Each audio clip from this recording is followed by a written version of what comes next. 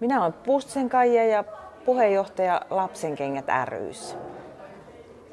Ilona Noponen, sama yhdistys ja hallituksen jäsen. Ja Lapsenkengät ry ylläpitää tätä perheen taloa Varkaudessa. Ja tykkään sillä omalla vapaaehtoistyöllä mahdollistaa niinku semmoista, että olisi niinku paikkakunnalla paljon elämää ja tekemistä niinku kaiken ikäisille. Ja perheentalo on siihen ihan loistava paikka. Nyt mä ajattelen, että jos haluaa olla niinku jotenkin semmoisessa mahtavassa porukassa tekemässä merkityksellistä vapaaehtoistoimintaa, sellaista mikä on mukavaa, niin täällä saa sitä kaikkea toteuttaa. Olen tavannut nuoria perheitä lapsineen ja jotenkin päässyt mukaan siihen nuoren perheen arkeen ja olla heidän kanssaan täällä. Ja varmaan perheillekin paljon antaa se, että tämmöisiä vähän niin kuin mummo-iässä olevia tätejä käy täällä lasten kanssa olemassa. Se on varmaan perheillekin hirveän tärkeää. Kyllä, ja kyllä niin kuin tällainen vapaaehtoistyö niin kyllä kannattaa, että se ei vaadi meiltä oikeastaan kuin sitä aikaa. Että tänne saa tavallaan niin kuin tulla ihan semmoiseen valmiiseen tilaan. Ja olla oma itsensä. Se on tosi kivaa. No, tämä on erittäin mielekästä touhua toimia täällä lasten ja erilaisten ihmisten kanssa. Ja täytyy sanoa, että hyvä vuorovaikutusta ja hyvinvointia, saan siitä hyvää mieltä ja iloa ja oikein mieluisaa ja kivaa touhua. Ja saa kohdata uusia ihmisiä ja sitten tuo vaihtelua siihen normaali arkirutiiniin. Kylläkin, ja mukava. Täällä on ainakin tämä henkilökunta oikein ihanaa. Se on totta. Täällä on tosissaan hyvä henki. Ja lapset täällä pyörii ympäri. On kiva ihan seurata lasten touhia tuolla. Ja saamme aina kopposen kahvia, kun tulemme käymään täällä. Just niin.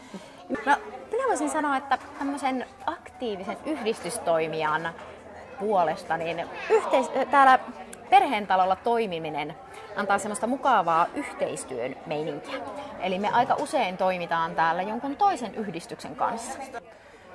Ja mulle tämä vapaaehtoistyö antaa semmoisia ilonhetkiä, kun me huomataan, että uudet ihmiset tulee mukaan toimintaan.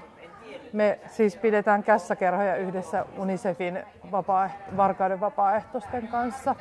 Ja se on ollut tosi mukavaa.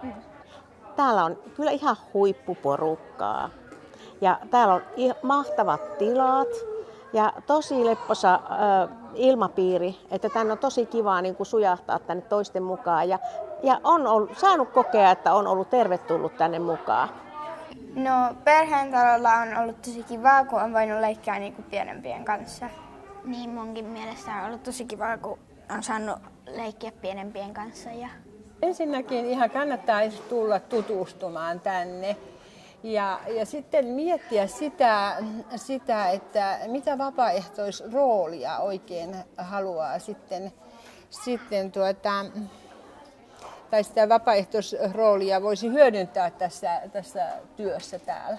Mä luulen, että suurin kynnys on just siinä, että sitten oikeasti ottaa sen askeleen, että lähtee mukaan. Varmaan niin kuin voisi täällä käydä ja jutella noiden työntekijöiden kanssa. Ja sitten jotenkin sopia, että tulee vaikka katsomaan ja kokeilemaan ja aluksi ja tutustumaan tähän. Että siinä on just hyvä, että ei tarvitse heti sitoutua mihinkään tosi suureen projektiin tai johonkin hyvin pitkäkestoiseen, että nyt mä joudun olemaan tässä vuoden tai jotain. Vaikka vapaaehtoistyö ei ole kovin vaikea, vai onko se sinusta? Ei. Koska sehän voi aika lailla niin kuin itse määritellä, minkälaista vapaaehtoistyötä haluaa tehdä.